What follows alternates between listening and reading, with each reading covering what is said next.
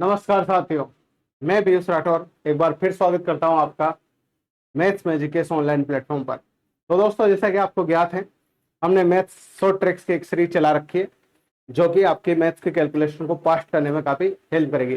दोस्तों, आज की हमारी क्लास नंबर 4 है। पिछले 3 क्लासेज अपन कंप्लीट कर चुके हैं। उनमें भी काफी बेहतरीन कंसेप्ट अपन ने समझे हैं जो कि आपके मैथ्स की कैलकुलेशन को फास्ट करेंगे। दोस्तों, आप चाहे अकेडमिक क्लासेस के स्टूडेंट हो, चाहे आप कंपटीशन एग्जाम की तैयारी करने वाले स्टूडेंट हो, हर जगह आपकी मैथ्स की कैलकुलेशन की जरूरत पड़ेगी। मैथ्स की कैलकुलेशन अगर आपकी फास्ट होगी तो लाइफ में काफी फायदा आपको मिलेगा। तो जिन्होंने पिछली 3 क्लासेस नहीं देखी हो तो प्लेलिस्ट में आप जाइए, वहां पे मैथ्स कैलकुलेशन बूस्टर के नाम से एक प्लेलिस्ट बनी हुई है। वहां पे पिछली 3 क्लासेस डली हुई है, उन्हें भी आप 1 बाय 1 जरूर देखें। तो दोस्तों, आज के सेशन में हम बात करेंगे किसी भी संख्या को 11 से किस प्रकार से मल्टीप्लाई किया जाता है जल्द से जल्द, उसके बारे में हम बात करेंगे। साथ ही बात करेंगे किसी भी संख्या को अगर 9 से डिवाइड किया जाता है तो शेषफल की अवस्था है, रिमाइंडर की अवस्था है।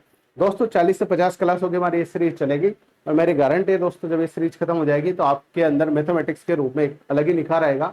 आपकी कैलकुलेशन बहुत फास्ट हो जाएगी अगर आप एंड तक आप बने रहे पूरी सीरीज में और घर पे आपने अच्छे से प्रैक्टिस कर ली। और दोस्तों, जो भी हम पढ़ते हैं इन क्लासेस की पीडीएफ आपको कहाँ मिलेगी उसके बारे में मैं बताऊंगा, तो आप वीडियो के अंत तक जरूर बने रहे। दोस्तों, अपन सेशन को स्टार्ट करते हैं और बात करते हैं किसी भी संख्या को 11 से किस प्रकार से मल्टीप्लाई किया जाएगा। तो दोस्तों, यहाँ पे मेरे को 35 को 11 से गुणा करना है, 35 को 11 से मल्टीप्लाई करना है। तो 5 को मैं ऐसा कैसा लिख दूंगा और मैं 5 में 3 को जोड़ूंगा तो कितना आ जाएगी 8, और 8 को भी मैं ऐसा कैसा ही लिख दूंगा। और दोस्तों, मैं 3 को ऐसा कैसा लिख दूंगा। ये लो दोस्तों, ये मैंने 35 को मल्टीप्लाई कर दिया किससे, 11 से। क्या किया मैंने, 5 को ऐसा कैसा लिख दिया, 5 में 3 जोड़ा 8 आया, उसको भी ऐसा कैसा लिख दिया और 3 को ऐसा कैसा लिख दिया। इस प्रकार से हम किसी भी संख्या को 11 से मल्टीप्लाई कर सकते हैं। अब दोस्तों, सेकंड क्वेश्चन देखना, इसमें थोड़ा सा चेंजेस होएगा। क्या चेंजेस होएगा, आप बने रहिए। अब मैं यहाँ पे 2 को ऐसा कैसा लिख दूंगा। अब 9 में 2 जोड़ूंगा तो दोस्तों यहाँ पे 11 आएगा।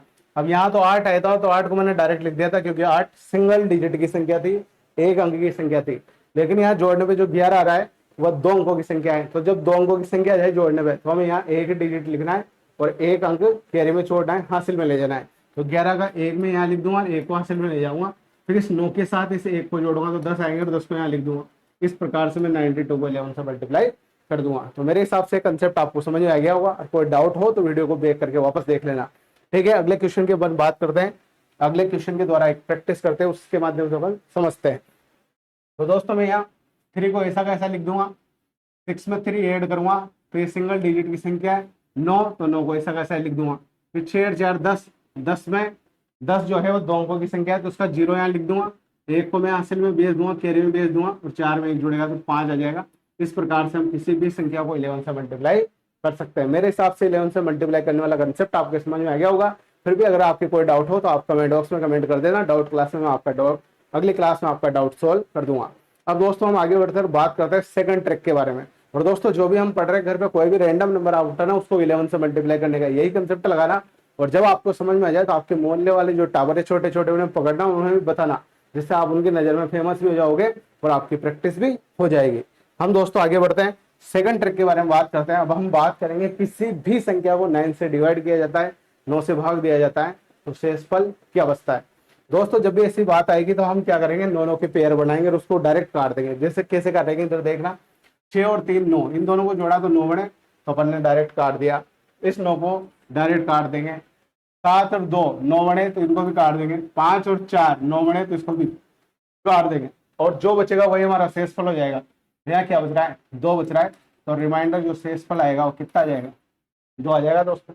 इसी प्रकार इसमें देखो, 8 और 1 9 पेयर बन रहा है, काट दिया। 5 और 4 9 पेयर बन रहा है, काट दिया। 7 और 2 9 पेयर बन रहा है, काट दिया। क्या बच रहा है, 5। तो 5 ही क्या आ जाएगा, हमारा रिमाइंडर आ जाएगा। इसमें देखो, 9 का पेयर बन रहा है, काट दो। 5 और 4 9 का पेयर बन रहा है, काट दो। 7 और 2 9 का पेयर बन रहा है, काट दो। क्या बच रहा है, 8। 8 ही क्या हो जाएगा, हमारा शेषफल हो जाएगा।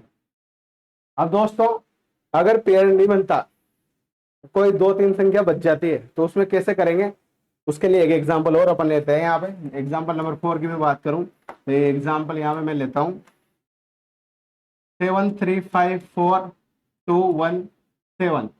इसको मैं डिवाइड कर रहा हूँ 9 से। अब इसमें देखना, 5 और 4 9 का पेयर बना, काट दिया।